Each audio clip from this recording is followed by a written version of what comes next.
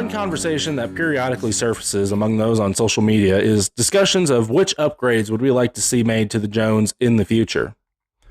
Especially now when you factor in the necessity to remain on the cutting edge of facilities, not only from a recruiting standpoint, but also if the opportunity, or rather the life or death necessity, to get an invitation from the Southeastern Conference or the Big Ten should arise.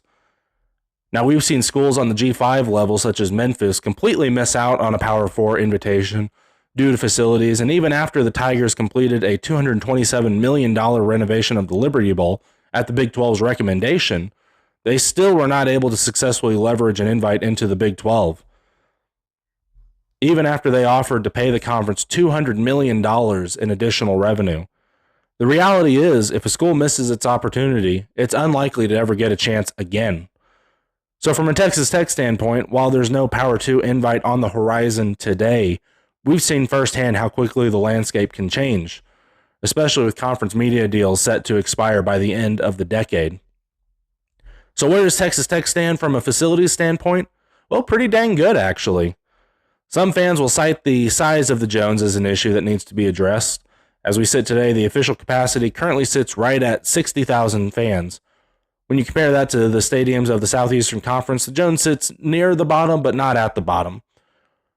What isn't talked about near as much, though, is how far ahead of the SEC Texas Tech is from just an amenities standpoint and a fan experience standpoint. Neyland Stadium, home of the Tennessee Volunteers, for example, offers close to no chairback seating, no real concession options, and no form of premium options.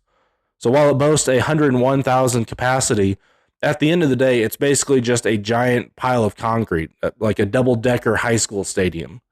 If you took out the chairback and premium seats from the Jones and just replaced them all with metal bleachers, you probably could cram about 75,000 people into that stadium as it is. The fact is, Jones AT&T Stadium isn't just a top-tier college facility. The Jones, along with the Womble training facility, could go toe-to-toe with most NFL facilities. From a capacity standpoint, most NFL stadiums average between 60,000 to 80,000, and from an amenity standpoint, Texas Tech is right there with the best of them. So if you're asking me what I want to see added to the Jones, I would tell you absolutely nothing right now.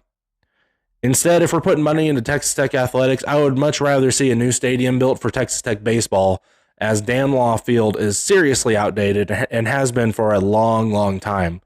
But if you put a gun to my head and force me to choose, I'm not talking about anything that increases the capacity.